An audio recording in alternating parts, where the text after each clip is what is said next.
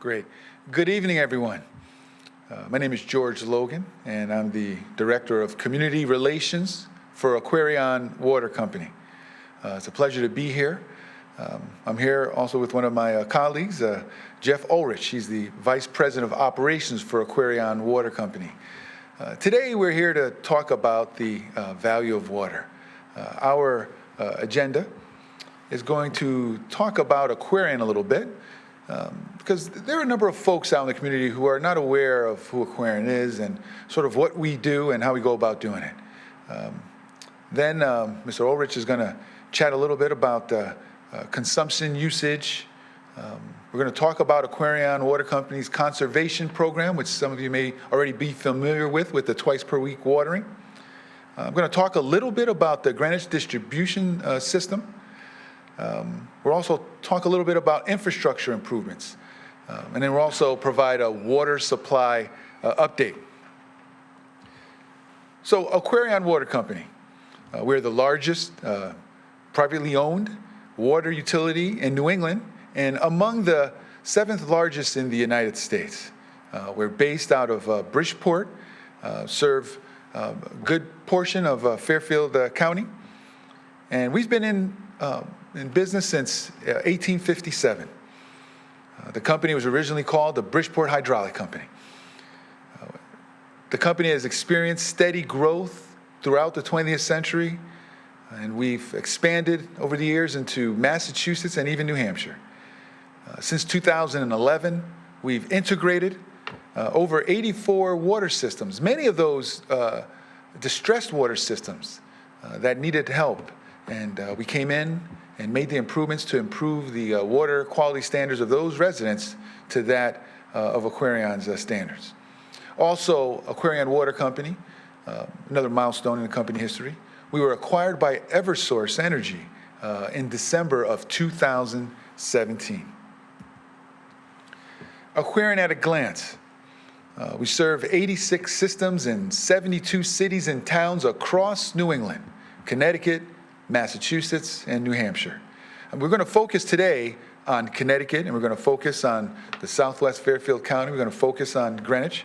But just for a little bit of background, in Connecticut, Aquarion has 217,000 connections, serving a population of over 600,000 people. Our rate base, sort of the assets of the water company, is over $1 billion. I'll talk about those assets soon in a slide that's coming up. Our annual revenues in Connecticut are over $200 million. In Connecticut, we are in 59 cities and towns. But again, we're also in Massachusetts, where compared to the 217,000 connections in Massachusetts, we have 9,000, and in New Hampshire we have about 11,000 connections. So when we talk about Aquarion Water Company and that $1 billion and the rate base, we're talking about serving folks in 59 towns, where we have water pipes and valves and fire hydrants and pump stations and water tanks. Supply alone, this is just Connecticut. We have 249 wells that we operate in Connecticut. 249. 27 reservoirs. 10 reservoir systems. Some reservoirs are connected to each other to make a reservoir system. 36 dams. Treatment facilities. 10 surface water treatment facilities. 70 groundwater facilities as well throughout the state of Connecticut. And we serve an area from Fairfield County, Litchfield County.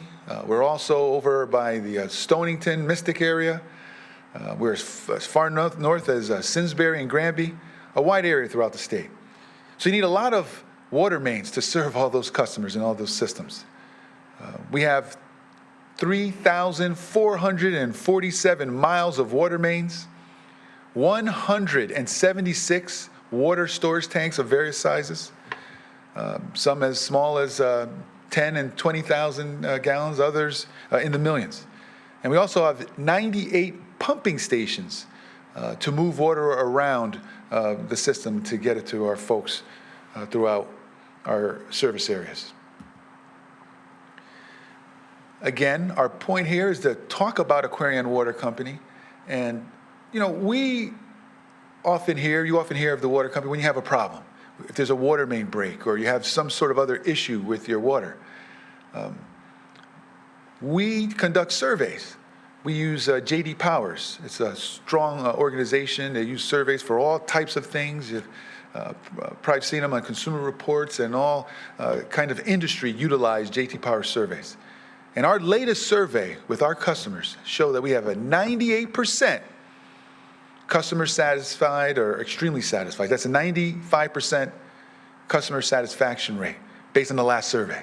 And that's something that we are absolutely proud of. Historically, Aquarion Water Company, we have been among the lowest number of complaints for regulated utilities. And there's a graph on the screen. If you look at the graph and all the way to the left, you'll see that back in 2004, we had 66 complaints that were filed with our regulator. That's the Connecticut PURA, Public Utility Regulatory Authority. They're the ones that help regulate water utilities. They're the ones that work with us, and they ultimately decide what the rates are that the customers have to pay for their water. And back in 2004, we had 66 customer complaints where we had to rely on PURA to help to resolve. So we thought that for us wasn't acceptable because customer service is a priority for us. So we really hunkered down, and you can see within a year, we cut that in half from 66 to 33 back in 2005, 2006.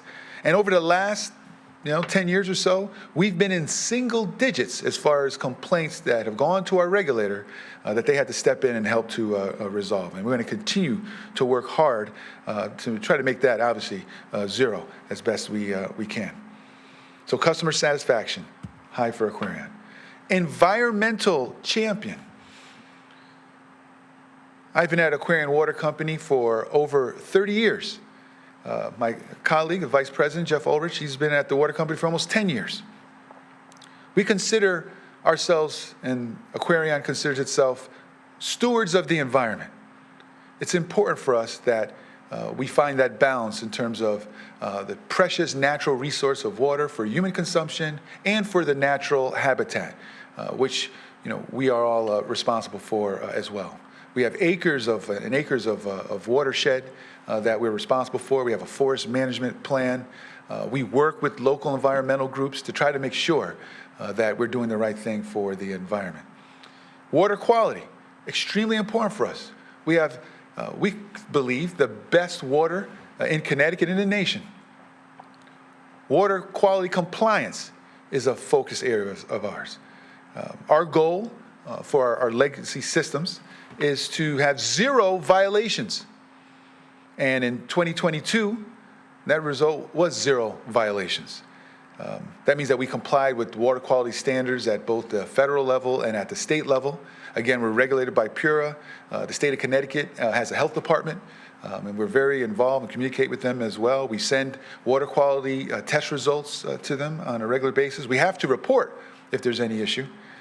And again, 0 violations in 2022. Environmental compliance. We have treatment plants, and we have chemical tanks, and we have generators and a fleet of vehicles. We're dealing with gas and propane and all types of hazardous materials. But it's important for us to make sure that we have, as best we can, a perfect record. And again, in 2022, 0 environmental compliance issues. And that's the hard work and efforts of all our employees, utilizing best management practices and staying focused on being safe and making sure that we're doing the right thing for the environment. We also have goals, long-term goals. We're looking to be carbon neutral by the year 2030. And so we are doing things. We've put solar panels on facilities, on some of our office buildings and on our treatment plants. Our fleet, we're looking at our fleet, and we're converting where we can to electric vehicles, and constantly looking to find ways to help us to reach our goal by 2030. And it's certainly not an easy one, but we're committed to get it done. We also have a very comprehensive conservation program, which I'll get into in a little later, which we use to manage supplies as needed. So having all of the equipment and the assets and pipes that don't leak and pumps that work, none of that can happen without a strong workforce. And at Aquarion Water Company, we have a very dedicated workforce. When you look at the footprint that we cover, we have throughout the state, I mentioned the number of towns, 59 towns. We have 340 employees throughout the entire company. And those folks are very dedicated, so much so that Aquarion was selected as a top employer 6 times in the last dozen or so years. Community involvement. Aquarion Water Company stresses community involvement. We encourage our employees to volunteer. Many of you have probably seen Aquarion's water truck out at community events. We also work with nonprofit organizations in our community that are in line with our goals and missions in terms of the environment, in terms of safety, in terms of health and education. We provide all types of materials and presentations to local community groups, whether it's senior centers, local schools, and we're available to do that within our service area because community involvement is that important to us. This is a team effort, and we understand the importance of having our communities, having our employees all working together towards the same goal, which is providing high quality water in an environmentally safe manner. Now, as a water utility, certainly it's not all rosy. There are challenges that we are facing as a water industry. I'm going to highlight some of them here today. Aging infrastructure. You know, we have some of the oldest water systems in all the nation, right? When you take a look at how the country was developed in New England, was developed, the industrial age, a lot of it emanated from the East Coast, and we're a big hub of that industrial engine. Lots of water mains were installed many decades ago. And so there are challenges in terms of keeping up.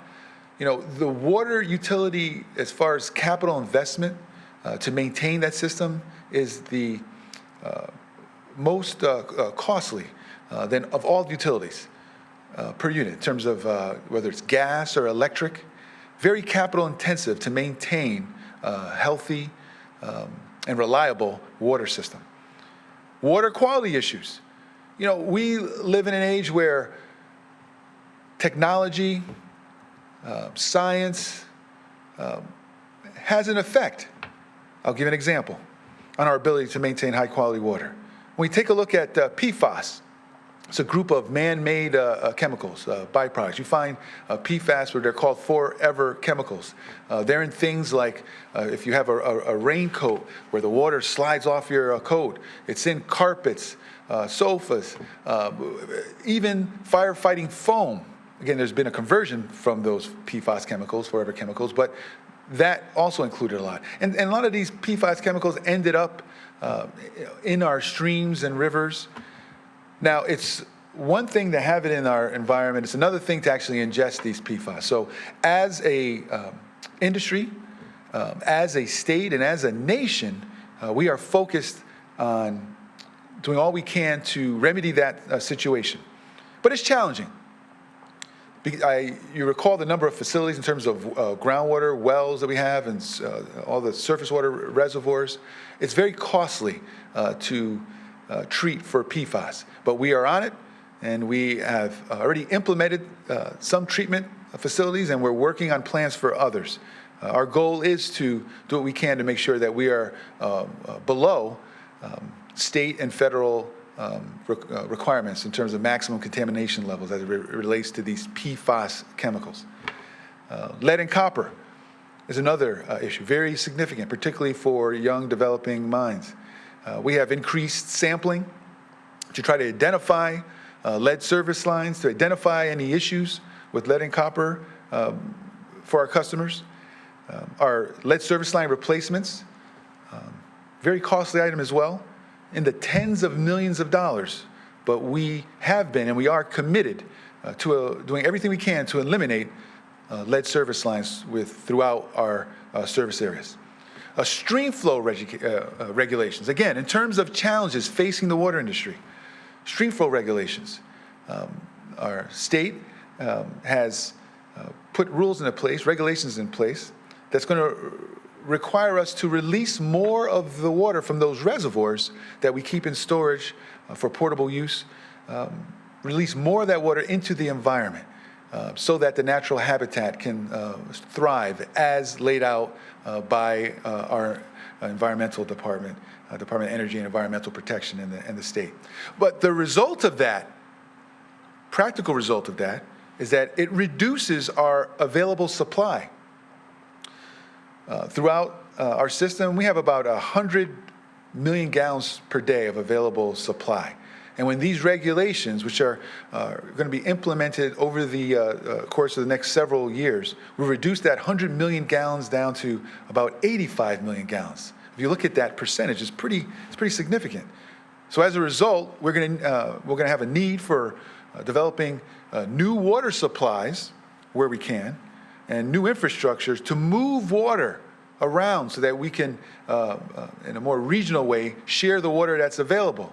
But also what we're going to have to do is we're going to have to do everything we can to conserve the water that we have. And that's where, again, we'll get into the water conservation in a little bit. Our workforce, I told you about our wonderful workforce, skilled, knowledgeable.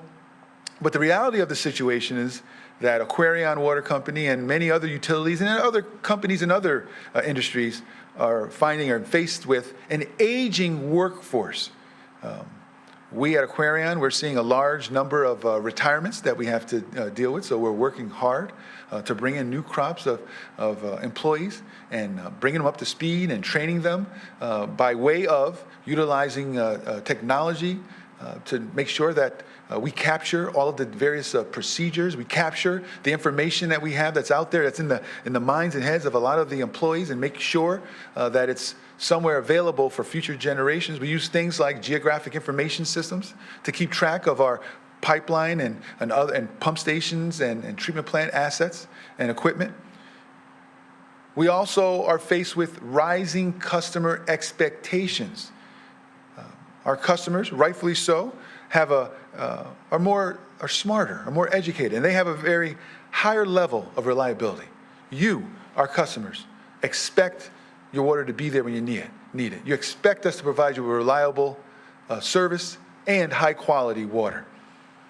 Another challenge facing our industry, and particularly facing Aquarion, particularly facing our ability to meet peak summer demands, are new irrigation systems. More and more new irrigation systems are being installed. And again, we're working hard. We'll get into it a little later. Those irrigation systems are driving up peak demands in the summers. We want to make sure that folks are irrigating their lawns, but doing it in a responsible way. Don't need to be irrigating your lawns every day of the week.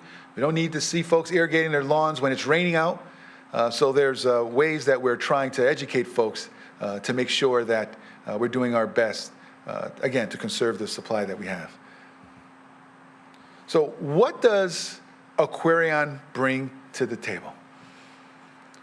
Well, I want to tell you, we have a very professional organization, and we're a professional organization with big responsibilities, and we understand that, and we take that responsibility very, very seriously.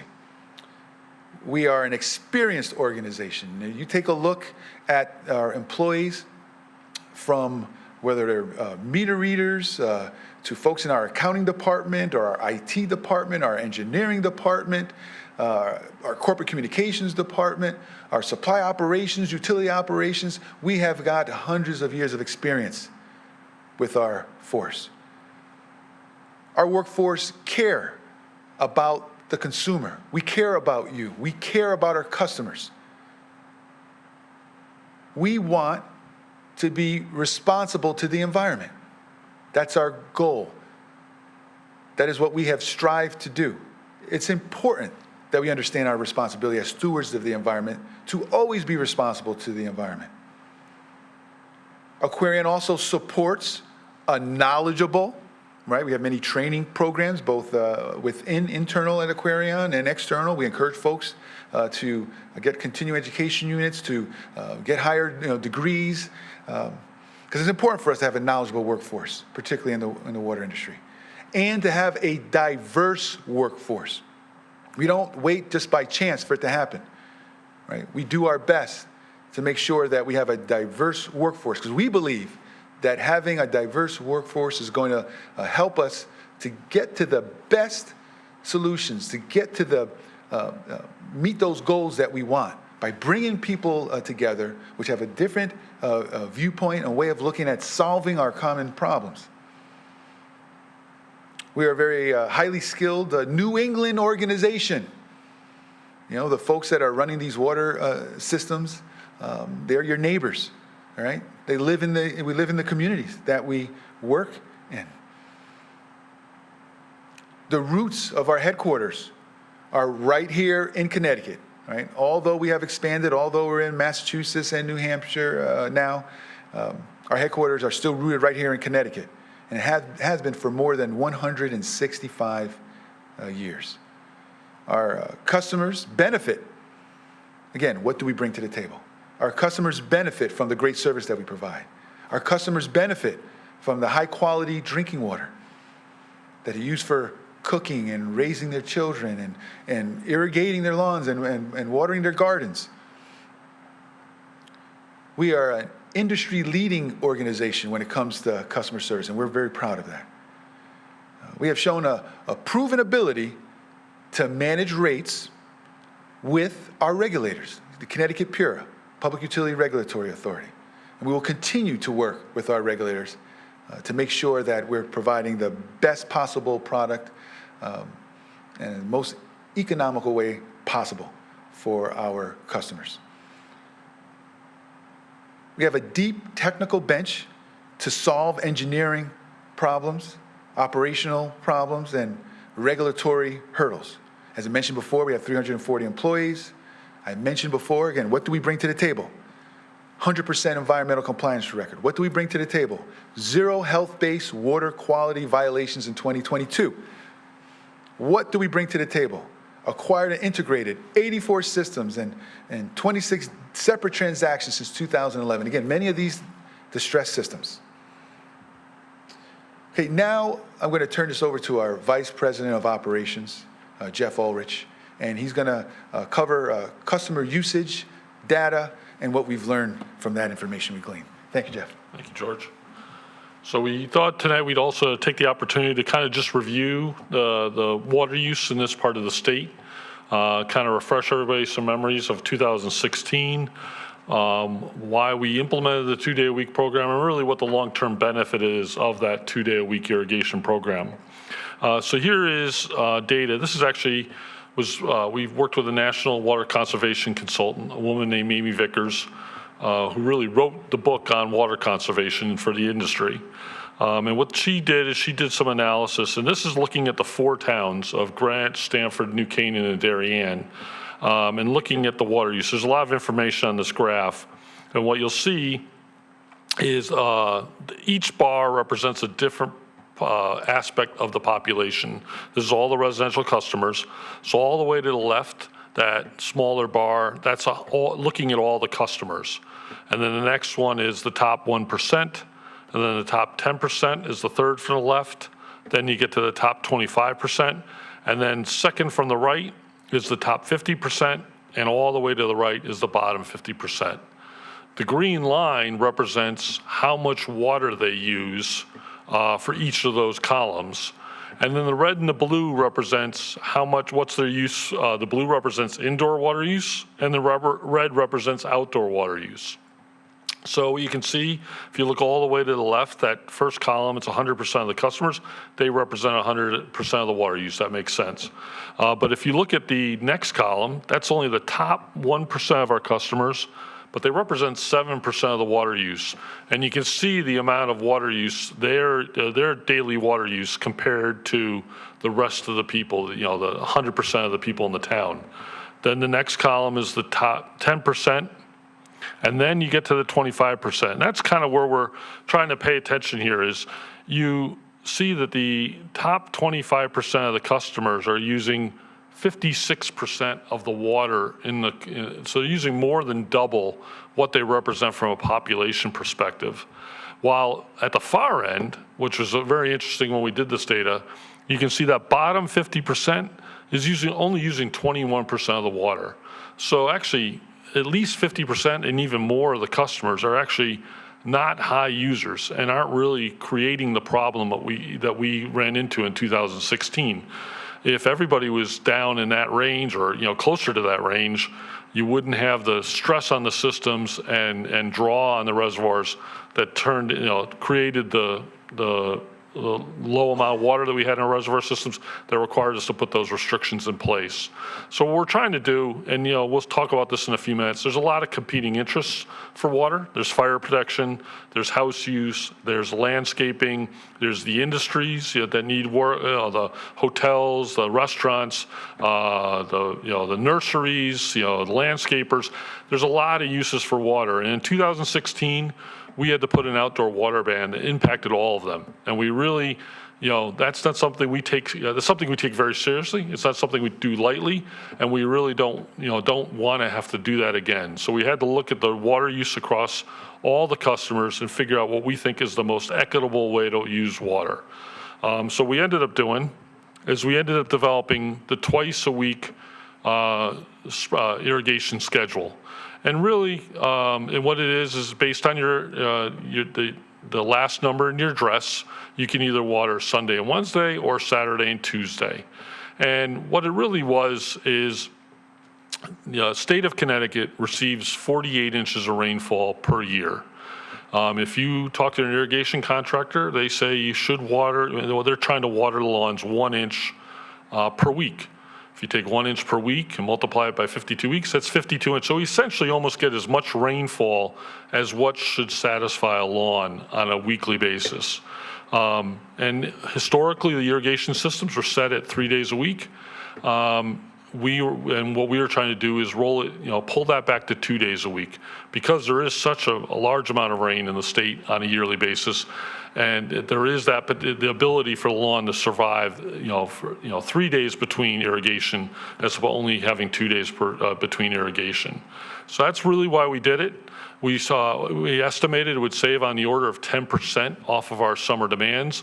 And we did talk to other water systems, even a water system in Dallas, Texas, that had implemented the same program 5 years before us. And they get half the rainfall we do per year, and in the summertime, their temperatures are 10 degrees higher on average for the summer, and they were able to implement it successfully. So we felt fairly comfortable that we could implement it as well. What we have seen is that there has been a benefit. This is the total amount of water that's going down to the 4 towns of Greenwich, Stamford, New Canaan, and Darien from May through October. To the left of the bar is 2016 and moving forward, and to the right of the bar is 2017 and after. And what you can see is there's a very clear divide since we've implemented the 2-day-a-week restrictions, of a reduction in the amount of water that we're delivering on a day-to-day basis down this part of the state. So we look at that as an indication that we have successfully reduced the water use in the system. Another thing we look at is days of the week. So this looks at the same type of graph. The blue represents 2016 and before. The green bars represent 2017 and after. And it's the days of the week. So starting from the left, it's Sunday, and then Monday, Tuesday, Wednesday, Thursday, Friday, and Saturday. And what you can see is the 3 tall blue bars were Monday, Wednesday, Friday. Most of the irrigation systems in the past have been set to Monday, Wednesday, Friday, and you can see those were the peak days, and that's where the high water demand was. Since we've implemented the restrictions, the 4 highest days of the week are our irrigation days. So that's what you'd expect. The days that people are scheduling irrigation, you can see that that's the highest days. So you have seen we've made that change. People are following the schedule to some degree.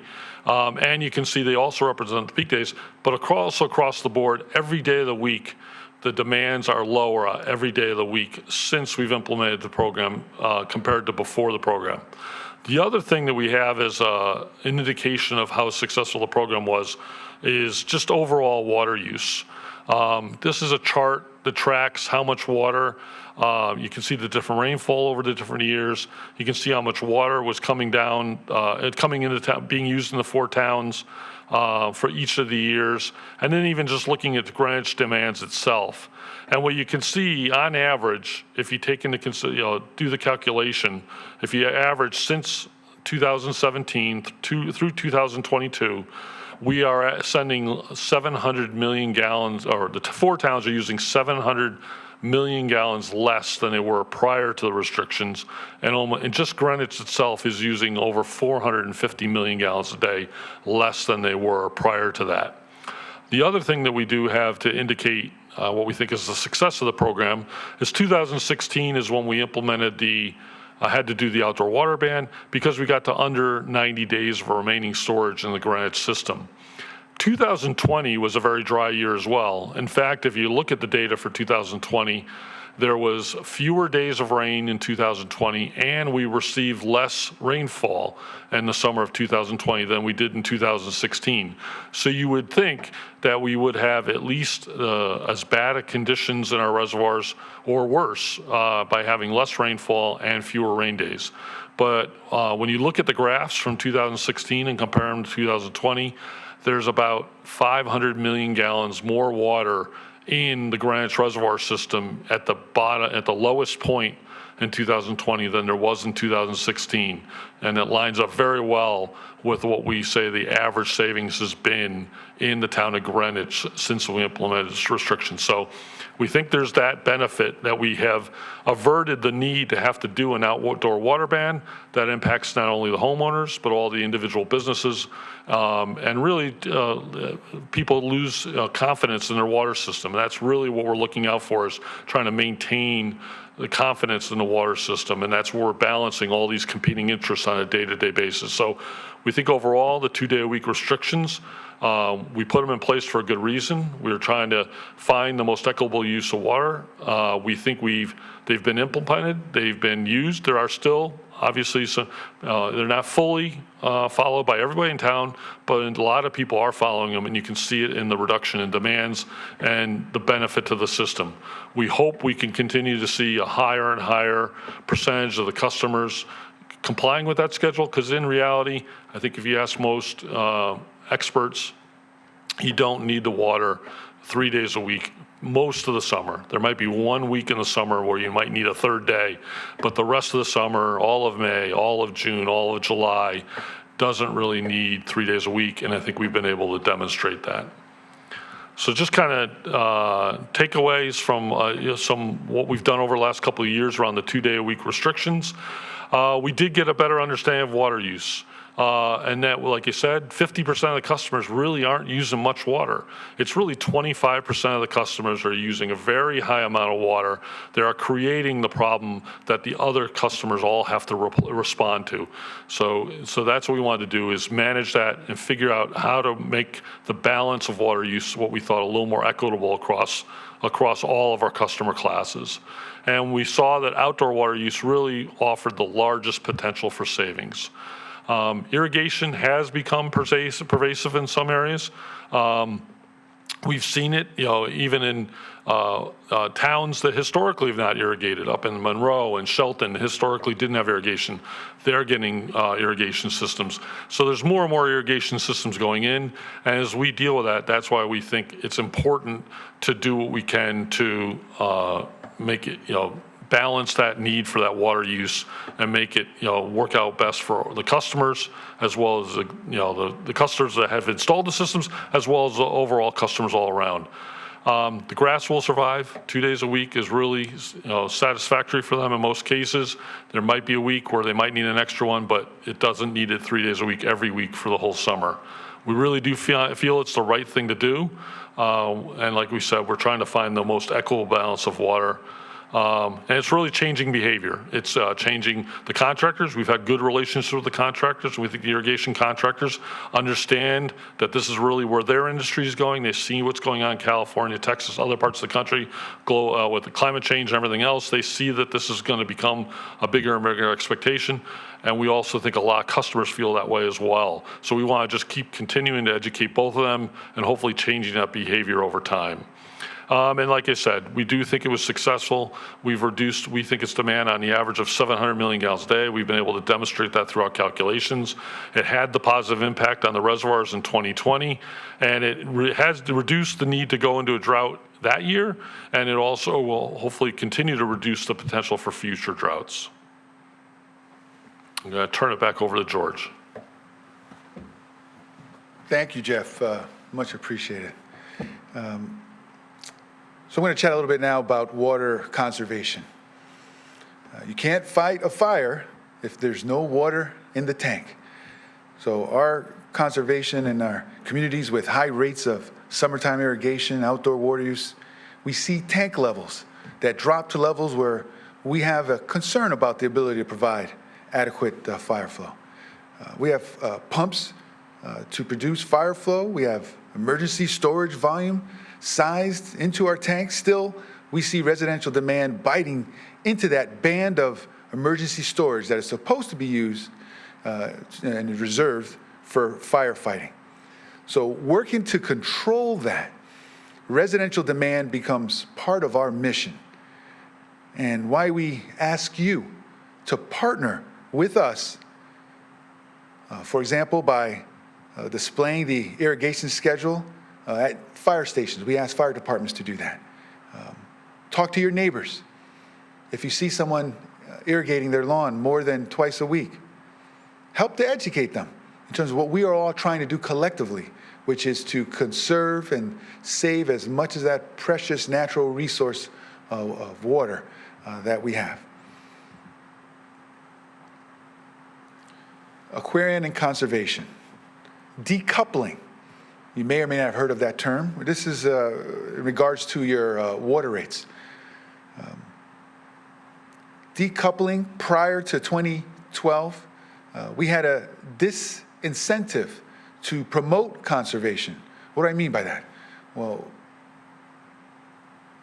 prior to decoupling of rates, the more water the water company sold, right? We sell water by the unit, the more revenue we would get. While at the same time, we're asking folks to conserve water. There's a bit of a conflict there, right? Water company is trying to sell more water. The water company is trying to convince customers to use less water. Well, this is where that partnership with our regulators come into play. In and around 2012, we were able to decouple the rates so that if it's a dry year, we have a very dry summer and people are using a lot of water, the water company's profits were fixed. So that if we earned more money than what we and our regulators agreed to, we would give that back to the customers. If we had a very wet year and we sold less water, then there would be a surcharge. But at the end of the day, the profits that the company is going to make year over year were fixed, where that wasn't the case before. So what does that do for us?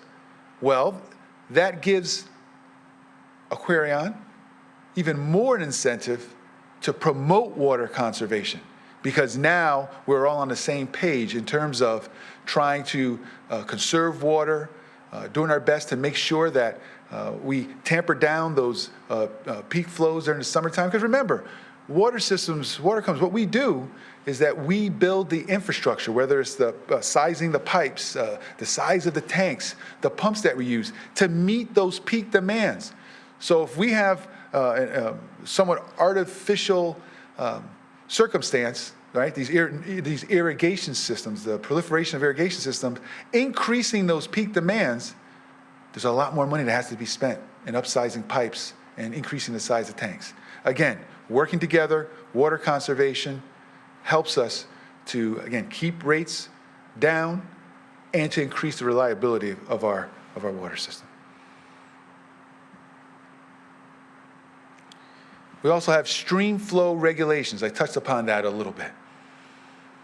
Over the next several years, Aquarion will be making additional releases to water to downstream waterways from our dams, resulting in a loss of 15 million gallons per day of safe yield. 15 million gallons per day out of that 100 million gallons I talked about earlier.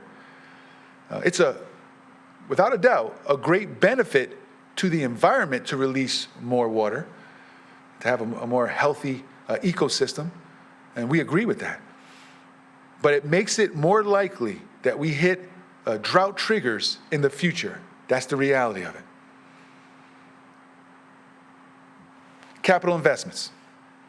The high cost of improvements needed to meet increasing seasonal demands, mainly because of the proliferation of irrigation system. Lose an argument from an environmental perspective and an equity perspective when the peak demand is for non-essential uses like watering grass. We do believe that watering grass is non-essential, but it is important to many of us. But again, we're not asking folks not to water their lawns. We're asking folks not to water their lawns every day of the week. We're asking folks to reduce the amount of times that they water their lawn to 2 days per week. There's so many benefits for doing that. Climate change. We know that there's increase in likelihood of drier periods and more frequent droughts.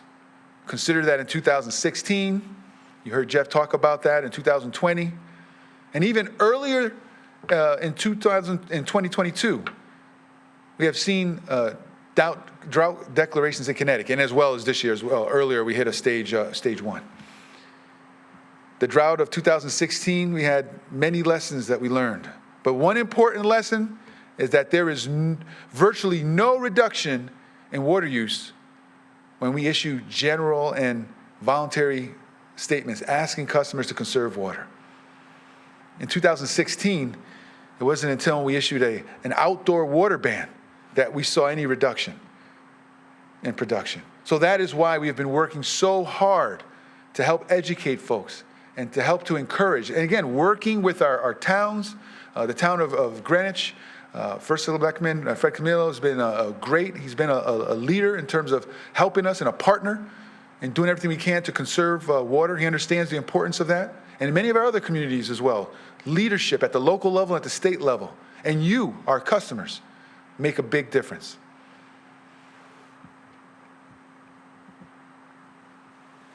Consumption analysis, you heard Jeff talk about that. Demand is slowly but steadily going down from November to March during the cold months, the winter months, because of higher efficiency appliances. Folks are using less water on a per unit basis, but the problem is, as Jeff pointed out, demand is going up April through October, with some communities having dramatic peaking factors in the summer months. And I got to give it to you straight. One of those communities is Greenwich, Darien, New Canaan. Aquarion's customer base is over plus or minus 90% residential. That's why our focus is so highly on you, our residential customers. The majority of customers are efficient. Again, I say that the majority of our customers are efficient. Use less than the national average per person per day. But there's a minority of customers who are using excessive amounts of water during the summer months. And those are the areas that we're trying to focus on, because it affects everyone. Smarter water begins with you. Again, we talked about the twice per week watering. Twice weekly irrigation rollout. On the map there, the state of Connecticut, we have all the municipalities designated there. The yellow greenish color there, the lime color, those are communities where we have mandatory irrigation no mandatory irrigation schedule in place. That's the lime color. So you can see that. But that lime color eventually is going to include all of our service areas. The blue towns are towns that we also serve, but there's no mandatory irrigation schedule in place. But still, we are trying to encourage folks to start, changing their behaviors and moving to twice per week watering, because that is going to be the future for us here in Connecticut. Twice per week watering for all of our communities. This next slide, just showing Greenwich, the water distribution system. The color coding there has to do with sizes of pipes. We have pipes from as small as 4-inch and 6-inch, 8-inch, 12, 24-inch pipes. We have the, see the Putnam Reservoir on the graph there, but we also have, we have a treatment facility at that Putnam Reservoir. But we also have the Mianus treatment plant, and that's a run-of-river system there. We also bring in water from the greater Bridgeport system with pipelines, our Southwest Regional Pipeline that brings water down from other parts of the state. So we are doing all this to do our best to meet those peak demands in this community, in the Southwest Fairfield County. So it's just important and imperative that folks in this area of the state, particularly, that we all do our part to conserve water. And again, that twice per week watering is very helpful to reaching that goal. I also want to just chat a little bit about our infrastructure improvements in Greenwich. This is not a comprehensive list, but just to give you a bit of an idea, just in Greenwich alone, what we're doing, and just imagine the cost for a lot of this. So Greenwich Treatment and Distribution Master Plan. There's a lot of planning involved, and we don't wait until there's a problem before we react. We're planning every step of the way, and we have master plans for our different communities.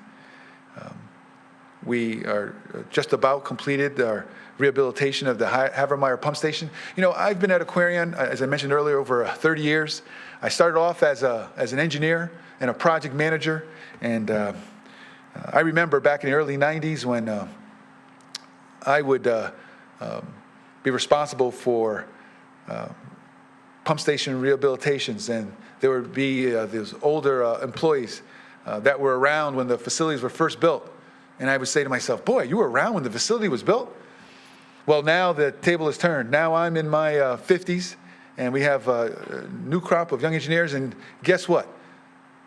20 years later, they're rehabilitating some of those same facilities that I put in, modern and up-to-date technology circa the early 1990s. We've got to keep up with the technology. All of this equipment has a service life, and it's finite. Mianus water treatment plant, intake gate replacement.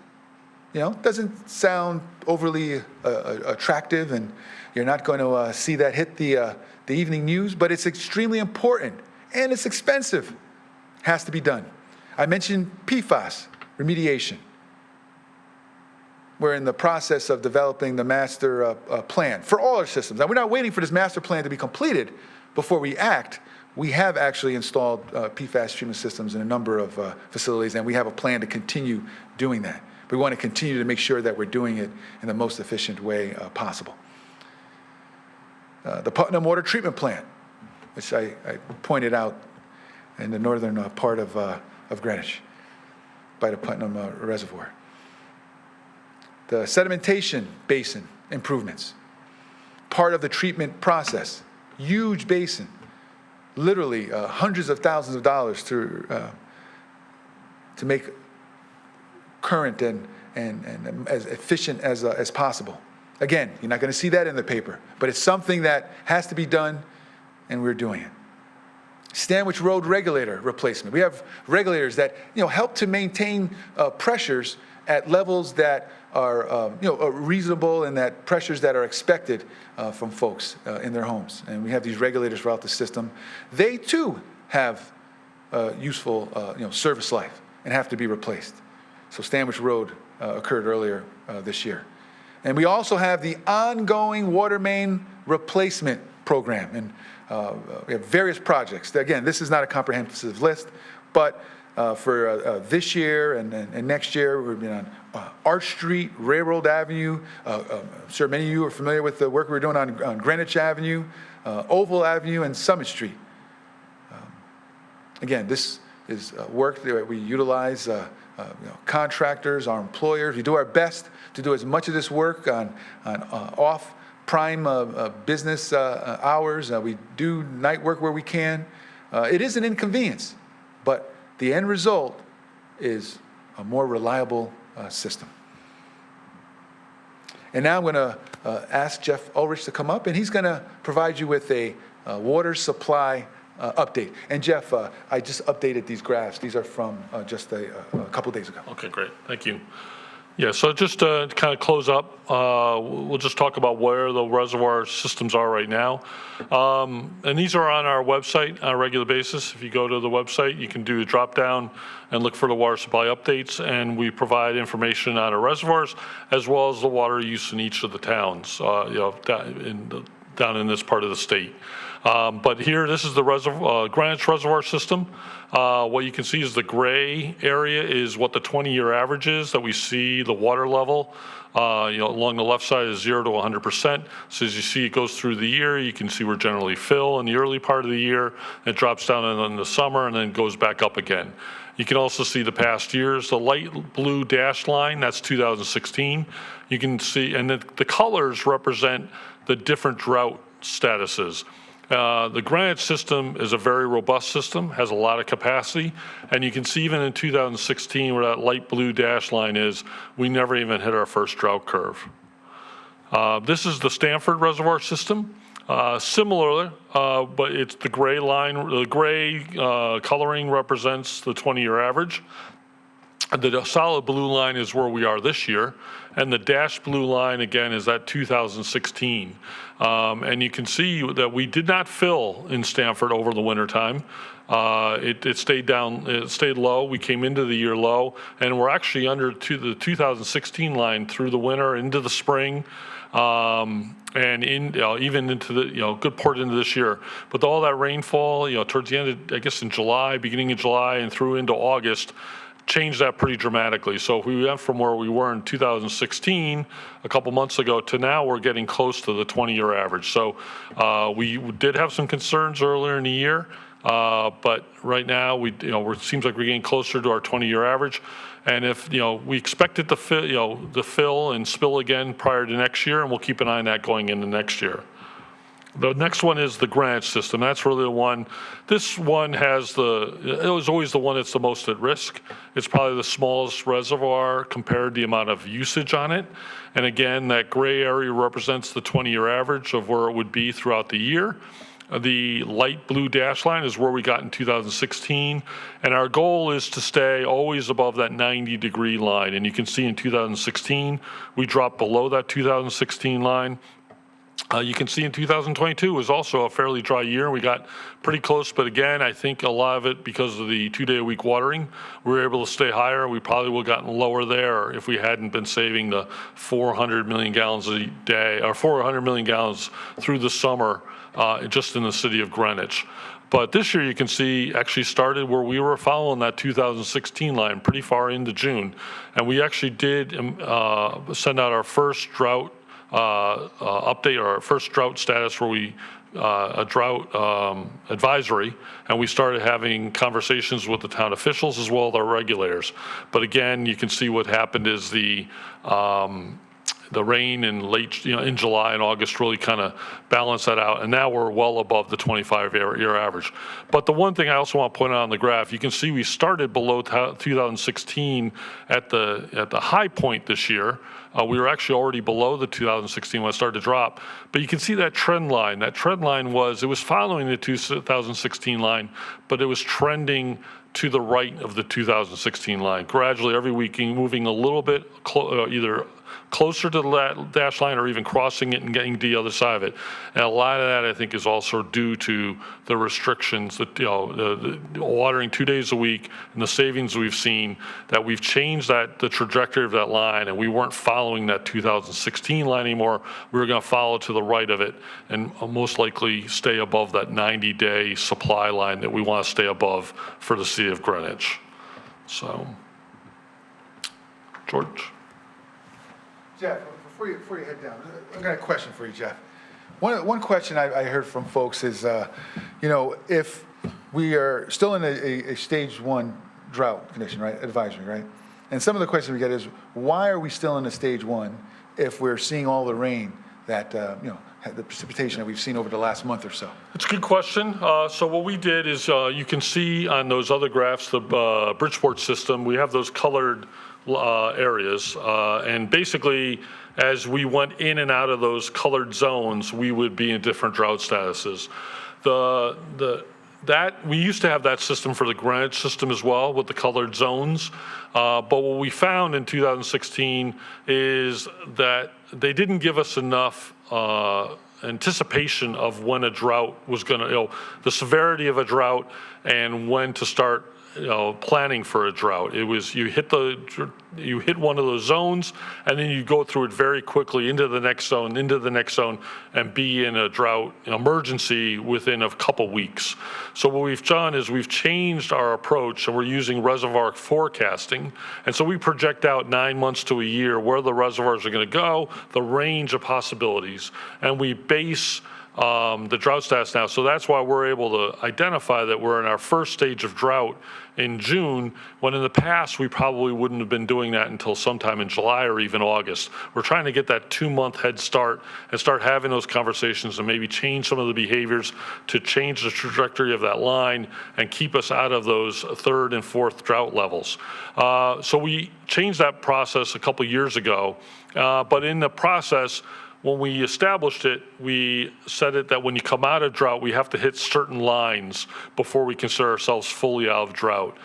We haven't had this experience where it's filled this much in the summertime before, but it's something we will be looking at with ourselves and our regulator to see if, hey, in the future, if you get above that 25-year average, can we now say that we're out of drought? Right now, the way our policy's written that we've agreed to with our regulators is that we can't come out of a drought stage until we fill beyond a maximum, beyond a 80% point going into next year. And we're wondering if that makes sense because of some of these conversations. So we will be reviewing that over the winter and having those conversations with our regulator about changing that policy. That's super. Thank you, Jeff, for that clarification. Much appreciated. And I'll leave you with this.